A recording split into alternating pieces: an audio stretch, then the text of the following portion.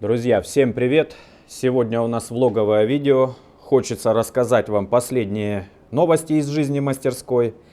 Да и как-то вот практика показала, что такие видео помогают мне разогнаться, помогают начать снимать большое количество видео в последующем. Вот, наверное, может быть, с наступлением каждого месяца взять такую практику и делать небольшие обзорные видео про мастерскую. Напишите в комментариях, нравится ли вам такая идея. Сейчас 4 декабря, смотрим, на какой стадии все проекты мастерской. Недавно приобрел небольшую гору, хоть и небольшую, но все же гору подшипников авиационных. Здесь есть также и подшипниковые узлы и всякие вот такие штуки. Правда, часть этого добра у меня уже отжали, но куда деваться. Коллекция этого добра постоянно пополняется. Это вот Женька Койот подарил. Это нашел на металлоломе. Очень сильно жалею, что я не забрал. Вообще огромное ведро там лежало вот с такими желтыми подшипниками. Блин, так я жалею, ребята, вы не представляете. Вот где мне теперь искать такие подшипники, а? Объясните. Они так, по идее, конских денег должны, просто конских стоить. Еще очень крутые подшипниковые узлы. Тут сразу два подшипника, проставка и корпус. Корпус можно сразу прям прикручивать. 3 штуки таких есть. Вот это вообще класс. Не знаю, от чего это.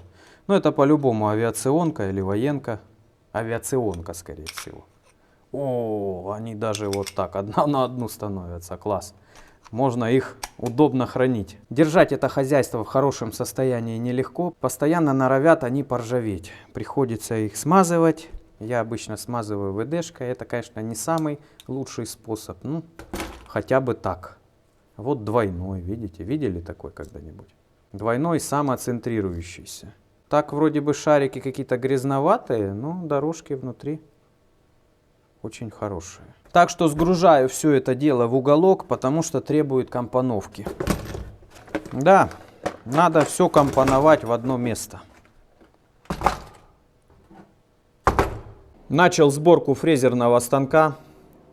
То есть дело уже довольно-таки весело пошло, но подкосил меня подшипник. Многие из вас такого никогда в жизни не видели, но это все будет, ребята, подробненько рассказано в следующем видео, которое будет про станок. Смотрите, опять начинает опускаться пыль. Видите, мою я здесь, не мою, все равно пыль летит, пыль идет, потому что продолжаются строительные работы, естественно. Как вы думаете, когда сверху мы сверлим под подвесы отверстия, летит пыль или не летит? Она вроде как бы и мало летит, но она распыляется, пока донизу долетит. И вот так вот получается. Смотрите, что по стройке. Сделал обрешеточку на потолок. Уже козел здесь у меня стоит. Продолжает засыпаться болид Формула R1. Тоже всякого рода пылью. И вообще захламляться. Скоро вот это вот дело превратится в мусорку. Но эта заготовка под болид еще не сработала. По-любому придется ее очищать и делать ровно то, что я задумал. И дело, как вы понимаете, близится. Напоминаю, как только я установлю свет, вот уже начал закупать светильнички, сразу можно будет начать съемки болида R1. И надеюсь, вдохновения хватит, чтобы сделать большой, даже можно сказать, огромный объем работ. Но пока все стоит, все в зачаточном состоянии. Можете считать, что я обдумываю, что и как делать. Очень хочется уже сдернуть эту пленку, посмотреть, как там себя чувствует плитка, потому что я ее практически даже не видел. Сразу накрыл пленкой. А там под низом-то, ребята, красота. И еще хотелось бы вашего совета, в какие цвета красить стены. Значит, есть несколько вариантов. Белый, черный, ну и приятный бежевый цвет мне еще тоже очень нравится. Но он будет абсолютно в цвет плитки, получается, потому что она тоже бежевая. Наверное, вы уже заметили, лежат колеса. Это я уже закупил на мотоцикл. Буду готовиться к следующему драговому сезону.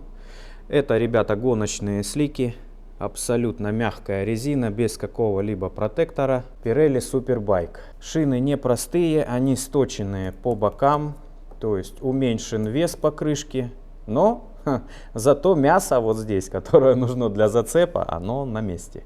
Передняя шина не облегченная, передняя почти новая. Ну, то есть я их брал БУ.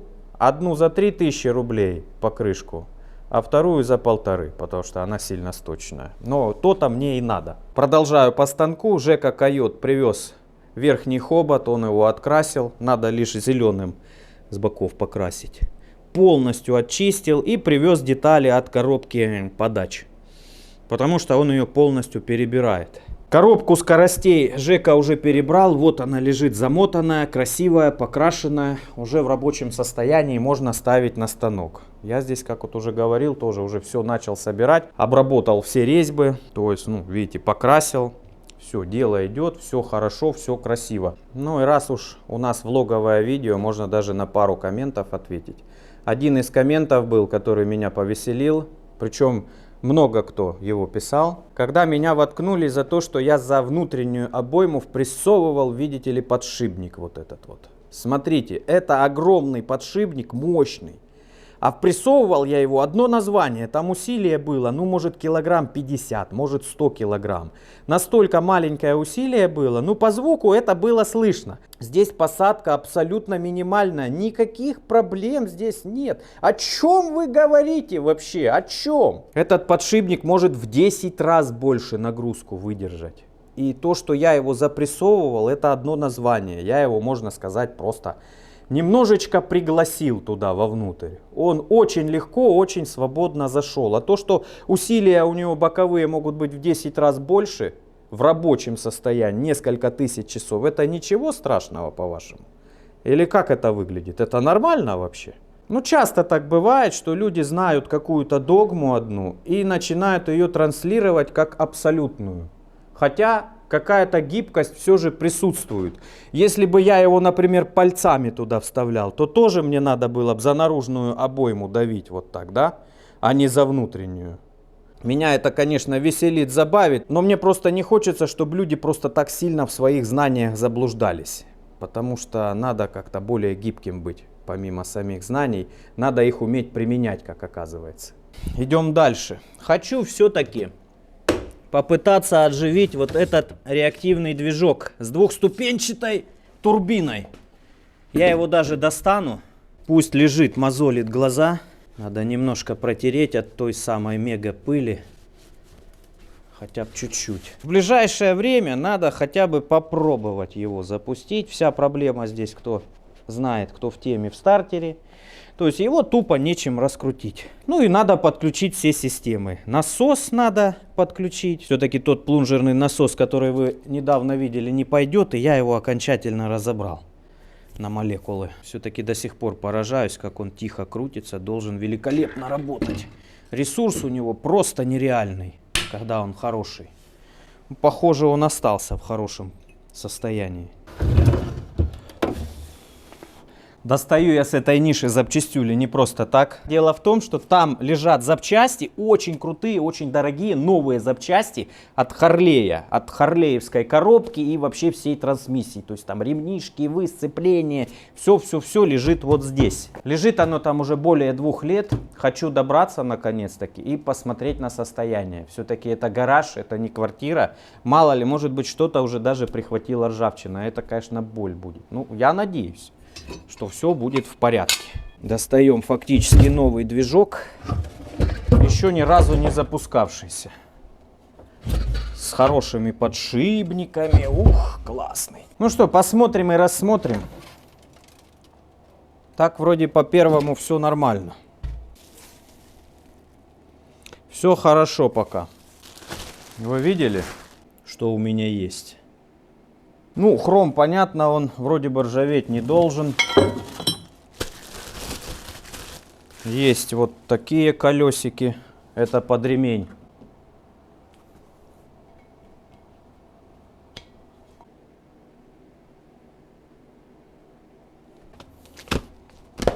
Диски сцепления, полный комплект. А они толстенькие. Что тут еще есть? Я уже и забыл. Наверное, больше 2 лет все это дело лежит. И у меня прям боль, ребята. Не хочется, чтобы такие вещи лежали. Хочется применить. Может быть, вы в комментах напишите, как мне применить это. Что за аппарат можно такой собрать самодельный, чтобы он был достоин таких запчастей. Есть полный комплект. Сцепление, не сцепление. Несколько ремней. Даже вот смотрите, ремень какой есть. Вы такой видели когда-нибудь? Вообще мотоцикл видели когда-нибудь с таким ремнем? 3-дюймовый ремень.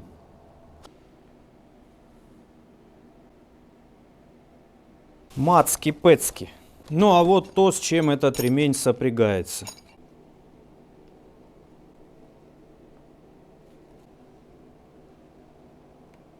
Крышечки-заглушечки. Хоть вспомню, что у меня есть. Пока все в порядке. Этот шкивок был в работе. Видите, какие брутальные детали у Харлея. Вы не представляете, он железный, он весит просто офигеть, килограмма 3.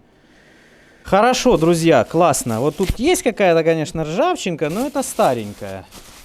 Больше всего я переживал за карабас.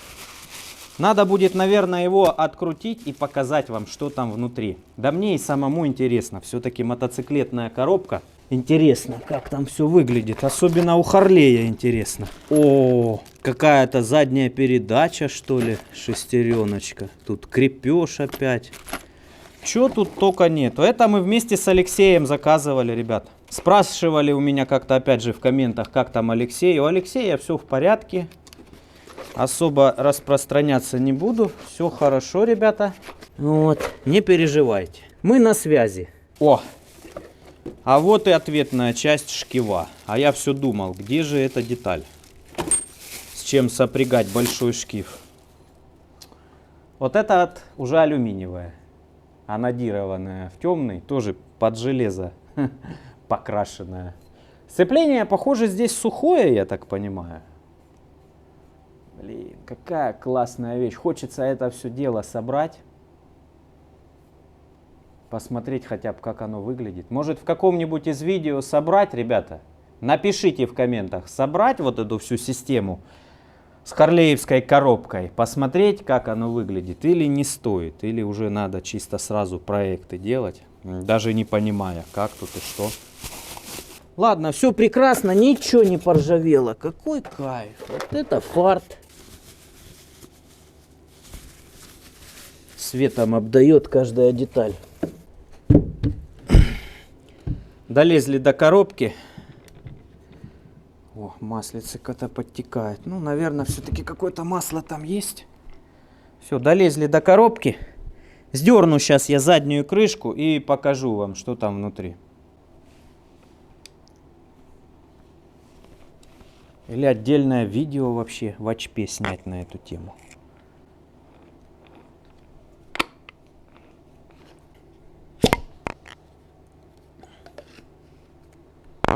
Вот этот вал идет на сцепление. Потом это как-то там все переворачивается. Ну а уже с этого вала идет на колесо привод. Решил все-таки подразобрать, показать вам, как работает. Но покажу я вам это в следующем видео, друзья. Так что подписывайтесь, кстати, на канал, кто хочет посмотреть про эту коробку. И еще плюс дополнительно подсоберу этот механизм с широким ремнем, со сцеплением. Тоже хочется посмотреть наконец-таки, как это все выглядит, как оно собирается. Ну а этот видосик обзорный, так что идем дальше. Так как мы совместными усилиями выяснили, что карбоновые шасси для моего водородного самолета слишком гибковаты, я решил все-таки усовершенствовать их и добавить жесткости. Отдельное видео, естественно, на эту тему я не буду снимать. Ну вот можно показать вам в двух картинках. Одну сторону я уже сделал. Она как бы маленько толще. А вторую предстоит. И как раз таки сделаю я это сегодня на ночь. Чтобы ночью она уже начала полимеризоваться. Подготовил немножко уголька. Надеюсь, этого хватит. Ну, жесткость надо было всего лишь немножечко повысить. Чего я и добьюсь, думаю. По турбовальному реактивному велосипеду пока никаких работ не производил. Пока обдумываю, как это лучше сделать, и собираю материалы.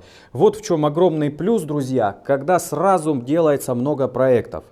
Можно подкупать материалы, никуда не спешить, все хорошенечко обдумывать. И самое главное и важное, даже с учетом того, что YouTube все время требует новых и новых проектов, новых и новых видео, все равно я могу делать это качественно. Потому что я могу бросить один проект, если у меня силы появились, заняться другим. Если у меня пришли запчасти, опять вернуться к этому проекту. Если я что-то пока не придумал, могу отложить. А если я придумал на другом проекте, как это лучше сделать, я могу брать и делать тот проект, который уже продуманный и который более всего на данный момент мне лично, мне интересно делать.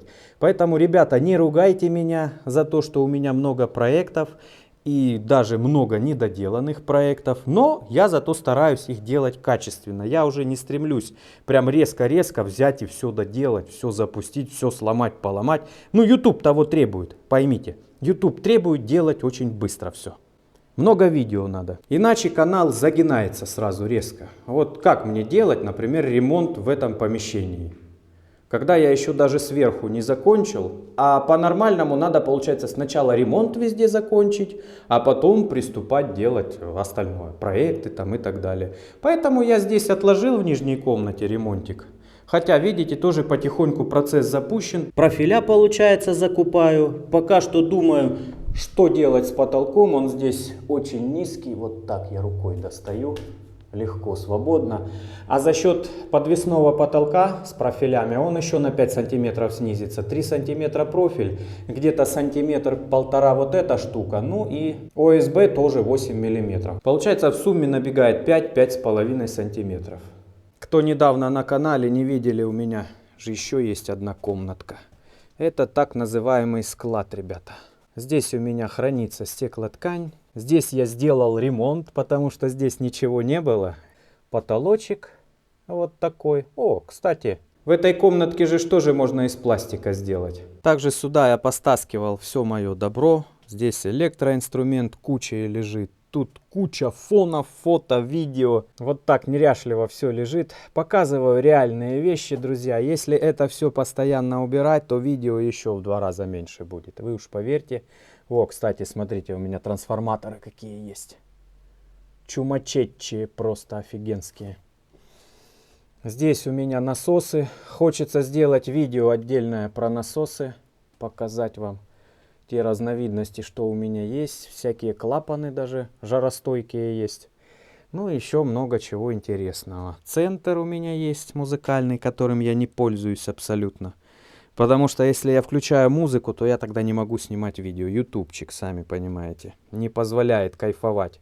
Представьте теперь, кто слушает музыку в гараже, чего мне не хватает здесь. Ну, я реально физически не могу слушать музыку, иначе мне тогда нельзя снимать видео. Стараюсь все в контейнерах хранить. Опять же, для того, чтобы не пылилось. Провода силиконовые лежат и так далее. В таком вот виде. Много, конечно, чего интересного. Все мои моторы в этой коробке лежат. Хочу наконец-таки хорошенько их проинспектировать и положить в авиамодельный ящик, который у меня теперь появился. И хочу наконец-таки доделать когда-нибудь уже вот этот самолет. Все время он мне на глаза, когда попадается, я его хочу резко начать доделывать.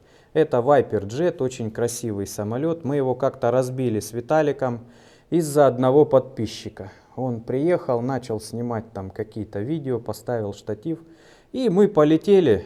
Оказалось, самолет взлетает на него. Пришлось Виталику отвернуть. Он полетел в подсолнухи и получил такие вот гигантские повреждения на крыле. Я это все дело, естественно, устраняю потихоньку. И самолет скоро, я надеюсь, опять будет жить. Хочу еще немножко боли показать. Вы же знаете, что я авиамоделист. Да еще и любитель реактивной тяги. Вот смотрите, этот самолетик целенький, мимимишный, хороший, красивый. Надо скоро взять, полетать на нем. Этот не очень красивый, но тоже более-менее целенький и рабочий. А вот этот уже не рабочий. Самолетик пострадал капитально, и больше всего здесь пострадала турбина. Он упал вот этой частью вниз. То есть, получается, я запутался с управлением. Ну, такой маленький реактивный самолет за 2 секунды улетает, что его уже практически не видно, а за 3 он улетает, что не видно его уже. Поэтому, как бы, ну, так вот произошло, что он упал спиной вниз и пострадал очень сильно маленький реактивный двигатель. Эх, боль, печаль, надо будет его снимать, наверное, забирать домой, делать вот эту крышку. как-то его пытаться реанимировать. Хотя сразу после падения я его немножко подсобрал обратно, и он запустился один раз. Ну, думаю, поеду опять летать. Куда уже деваться. Но не получилось. Когда приехал на полетушке, после краша я уже не смог запустить. Целый день там стоял, его запускал, не получилось. Естественно, корпус тоже пострадал, но это меньше из зол, скажем так. Вот, бачки не протекли, бачки качественные получилось сделать. Вот, здесь все нормально. Верхушку пришлось заново сделать. Верхушка теперь полностью карбоновая. Ох, и твердая она, хотя с одного слоя всего лишь. Эту информацию я вам не показывал, не рассказывал, потому что не попала в кадр просто тупо. Никто не будет смотреть одни и те же видео про один и тот же самолет, поэтому я, получается, много чего не снимаю, много чего остается за кадром, и в том числе такие вот интересные вещи. Чтобы вы понимали, двигатель этот стоит более 100 тысяч рублей. Починить его будет стоить, ну, наверное, 1070 рублей. Ну так, чтобы вы понимали. Это просто балансировка, замена подшипников там, и так далее. Это с учетом того, если я вот эти крупные детали, корпус и обтекатель сделаю самостоятельно. Ну так, вроде мозги, моторчик для раскрутки, вроде все работает. Но подшипнички уже, наверное, здесь не айс. Все тот же серьезный звук полетевших подшипников. В следующем видеоролике постараюсь подсобрать всю эту красоту в единое целое и показать вам, как оно работает. Ну а сейчас мне нужно немножечко поработать. До того, как выключат свет у меня в гараже, нужно обмотать карбончиком шасси для моего водородного самолета. Все, ребята, всем пока, до новых встреч!